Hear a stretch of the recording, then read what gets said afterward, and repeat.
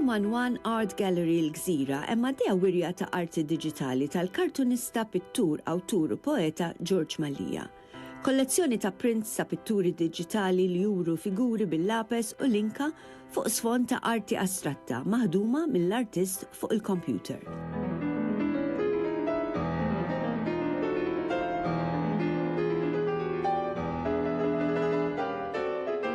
Splużjoni ta' kuluri, il-win vibranti jaħarqu b'passjoni, pinsellati diġitali spontanji, saffi ta' kuluri, ikanġu jitwaħdu, burdati u emozzjonijiet intitolati mill-artist f'litanija ta' kliem li waslu għal sitwazzjoni mhux mixtieqa fil-ħajja tiegħu.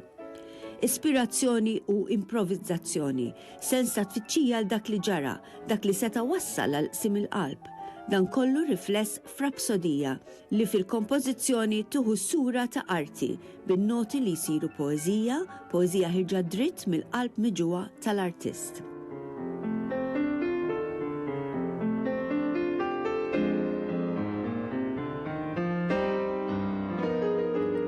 Kemm hija riflessjoni tas-sentimenti li jħoss l-artist l-arti? X'qan għall-persuna li tesprimi lilha nnifisha permezz tal-arti? Fl-intimità ta' bejnu u l-biċċa xogħol, pittura, skultura, poeżija, kidba, kompożizzjoni mużikali, l-artist jintelaq f'idejn il-muża. Meta l-arti issir pubblika, l-artist jażel li jaqsam din l-intimità ma' ħaddieħor.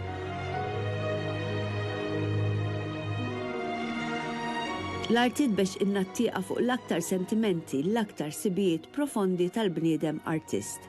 Għalhekk l-arti titlob apprezzament għax mhix xi ħaġa frivola imma xi ħaġa profonda ħirġa mis-subkonxju ta' bniedem ieħor. Inti tisseħilhom pittura. Ma pittura diġitali. Pitturi diġitali. Ngħidli kif wasalt għalihom. Fejn qegħdin naraw ta' min jgħid figura fuq sfond pjuttost astratt. Fil-fatt hemm taħlita tal-astratt fl-isfond u hemm mbagħad taħlita wkoll fuq quddiem għandek il-figura klassika.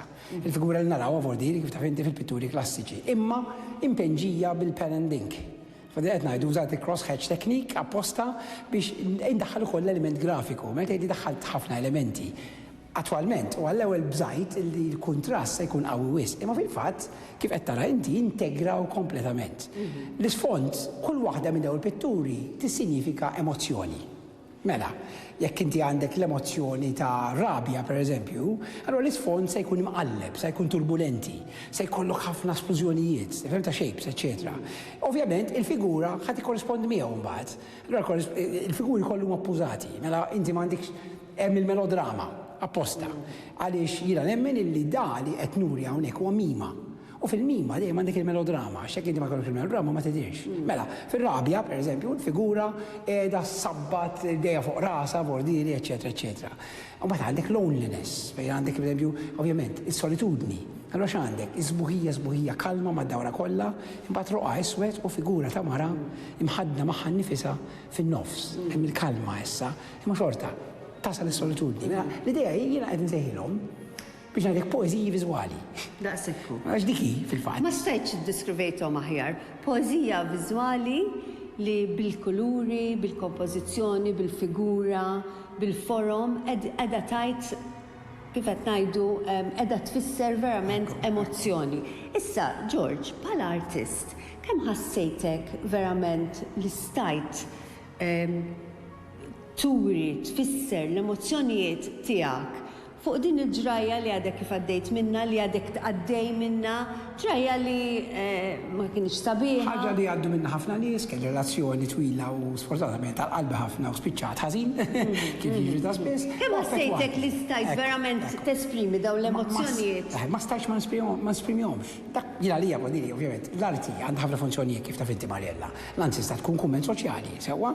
Imma l-arti tista' tkun ukoll, u din hija forsi l-aspett tal-arti li ħafna drabi fid-dinja tal-lum qed ninsewh, għax qed nirħbew wara l-kunċett biex ngħidlek. Ħafna drabi hija biex ngħidlek espressjoni tal-emozzjoni. L-aqwa poeżija lirika kienet espressjoni tal-emozzjoni. L-aqwa pittura biex ngħidlek, li tirrifletti l-emozzjonijiet hija appuntu bil-ġdid espressjoni tal-emozzjoni. Għalija jiena, pratikament dawn ħarġu appuntu minħabba fl-esperjenza negattiva li kelli.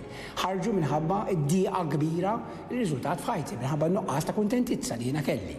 Wara dawk is-snin kollha kuntent, qed tifhem x'rid ngħid. U ma stajtx, ma nesprimix ruħi, ma stajtx ma noħroġ dak li kont qed inħoss f'mod li forsi anke jista' jħossu ħaddieħor. Di hija problema oħra, jiena komunikatur. Allura xi ftit jew barra li qed impitter għalkemm ma nistax ngħid li daw qed naspira lejn xi arti ta' barra minn hawn huma aktar poster art minn ħaġa oħra, ma sa tattant huma wkoll arti iva. U l-idea hi li mhux biss jien ħrix li ħassejt, imma minn ħajrom ħajħossha wkoll.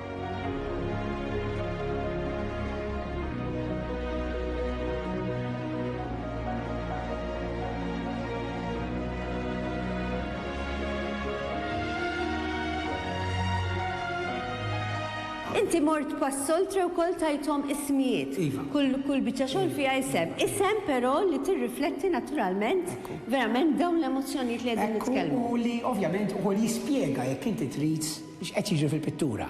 Mela għandek konfużjoni, confusion, sewwa, għandek despair, disprament, għandek tradiment, l-Ingliż qegħdin kollha l-ismijiet. Sewwa għandek innaf, għandek affarijiet bħalma firestorm, fordi inti fejn inti attwalment hemm nar ħeġġeġ ġo fik, wara tirrifletti bil-ħmura tal-pittura u affarijiet bħal dawn. Kull waħda minn daw jirrifletti stat ta' fatt, stat ta' fatt emotiv. Jekk inti trid għasekku iva. Sewwa u jew l-emozzjoni nifisha, jew inkellek mhux l-emozzjoni nifisha, mela l-kundizzjoni li qiegħed fiha li ħatwassal xi tip ta' emozzjoni. Aspetti ieħor dan tal-arti kif qegħdin ngħidu xekli kif qed ngħidu twassal din l-emozzjoni. Issa, hawnhekk użajt il-kliem, hawnhekk użajt il-kuluri, hawnhekk użajt l-arti diġitali. Inti ftit ta' żmien ilu wkoll, George, ftit xhur ilu, ħsibt li tagħmel toħroġ ukoll ġabra ta' poeżiji li inti ktibt. Matul dawn l-aħħar 40 sena.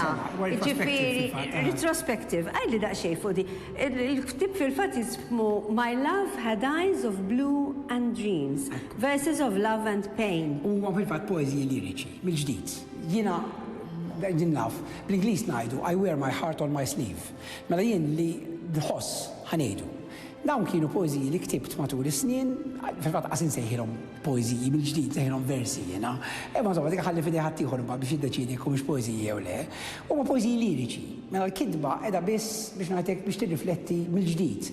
Mumenti meta jiena kont kuntentissimo, meta kont ferħan, mumenti meta kont mdejjaq. Sewwa, juru l-bidu ta' mħabba, juru l-kobor tal-imħabba, juru l-irda tal-imħabba. Sfortunatament l-imħabbi kollha ta' ħajti, kollha spiċċaw ħażin s'issa, jittama li mhux se jibqgħu żejn hekk ordini.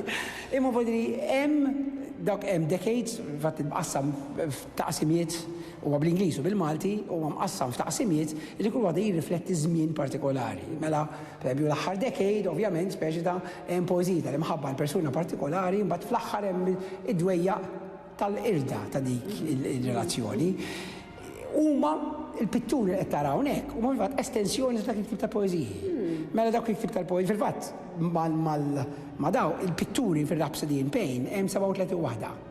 Għaw 24 qed jidru fil-wirja, imma mbagħad hemm kollox hemm 37. U fil-fatt għamilt anke katalgu illi fih hemm is-37 waħda, imma mhux katalgu biss. Wadri barra li hemm il-pitturi ovvjament hemm ukoll il-penġijiet infushom black and white. U mbagħad hemm poeżija żgħira, hemm tifsira tal-pittura u tifsira anke tal-kelma. Anke tal-kelma. Verament tirrifletti wkoll il-fatt li inti veru komunikatur. Dak huwa xogħli. Komunikatur naturalment tal-liem ukoll. Imma biex nuri kemm il-poeżiji miktuba u l-poeżiji mpitra huma ħaġa waħda. Jiena nħobb ngħidilhom vordi li huma l-frijej tal-istess siġra. U s-siġra f'dal-każ ovvjament sfortunatament hija l-weġa, hija d-dieqa illi ħarġet ovvjament minn dan il-fażi daqshekk negattiva, daqshekk mudlama ta' ħajti. B'xorti tajba, jien it-tip ta' persuna li kapaċi nesternalizza. Allura għenu ftit fil-moment meta jiena kont qiegħed nagħmilhom u nittama kif ġara anke bil-kitba tiegħi illi min għadda minn proċess simili iħosshom jgħixhom u jħosshom li huma tiegħu.